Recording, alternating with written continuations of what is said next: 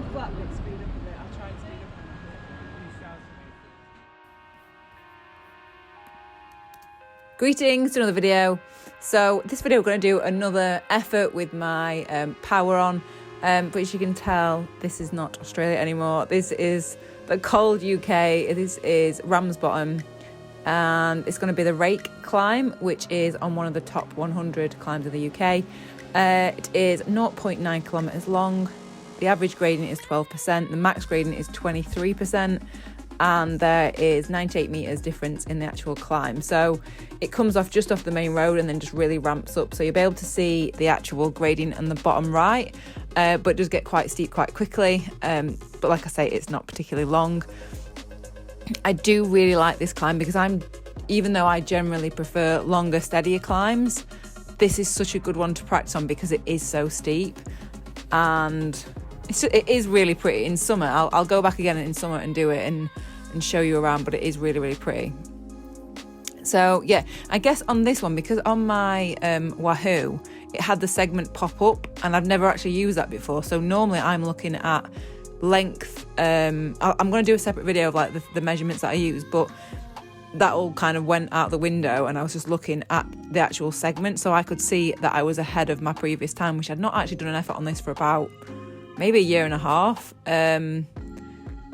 So yeah, you can see me struggling. And I realised when I've watched the footage back, there was a guy right behind us, and I wish I'd have seen him, because I probably would have put a bit more effort in if I'd seen it. So yeah, see now, like 12, 13%. And this is even like the steadiest bit, so it does get a lot steeper than that. And yeah, we've been lucky with the cars actually. I think actually one of the roads was closed to cars, so we did get a clear run up it. I actually fancy going back and doing it again. But you can see there, like, I don't feel like my face looks like being able to like blow my nose. I don't really feel like I was giving it everything. I'm going to go back and practice. I definitely need to practice on these type of climbs because, like I say, these aren't necessarily the ones that I would choose to do. And I actually remember being really scared when I first ever went up here. I'm like, oh my God, am I going to come off? It's that steep. I actually had to stop because it was so steep. I couldn't believe, like, it's not this big. You'll see it in a minute. It's like, bloody hell, it is really, really steep. But you'll see it in a sec. You kind of turn off in a minute. So this is like the middle bit where it feels flat, and it's only like it's 7%, but that actually feels flat when you've done the really steep bits before it. My watts are kind of a bit all over the place. I think if I did it again, knowing what watts I held for the whole lot, I would just try and hold it a little bit steady. But I guess it's harder to when you've got huge differences in gradient. So this is the bit now where it does get, I think this is the bit where it ramps up.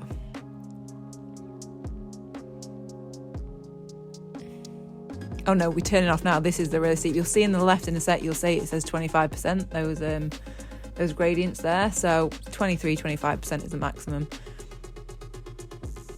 But as we'd gone up, Richard had gone up before because he'd never done it before, just to have a look where the end was. And he said it seemed a little bit slippy, so I was like, ooh, I better be careful. But it wasn't that bad.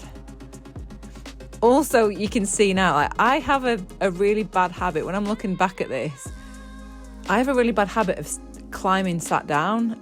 Sometimes I will stand up, but when it's really steep, I don't know what it is. I need to get used to getting out of the saddle. But look, I'll just push it sat down.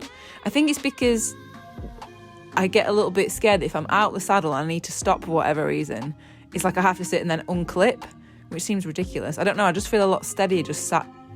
But I know that I'd get a lot more power if I was jumping up out the saddle.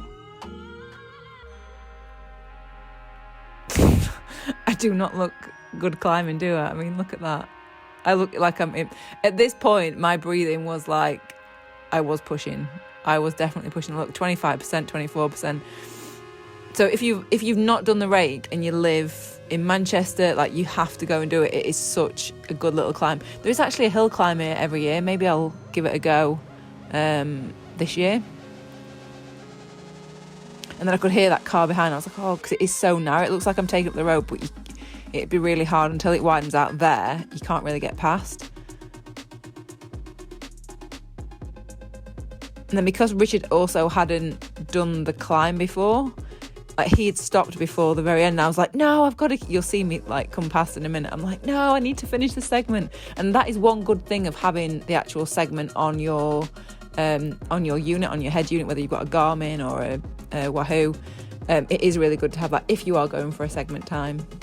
And obviously all this doesn't really, it's just for the fun of it, it doesn't mean anything. It is just fun sometimes, just having a little, look, there I go, just having a go at a couple of segments, just for the hell of it, just for getting fit. So that is my effort up the Rake. Let me know if you have got any other climbs that you want me to do, that you want filming like this. I've definitely got a few that I'm thinking of that I would like to do and share with you. Sorry it's not as sunny as Australia, but yeah, still a good climb. So I will see you next video. What time is it? Under 5. Wow. So I took like 30 seconds off or something. I was so breathing so hard though, did you hear me? Yeah. I was like...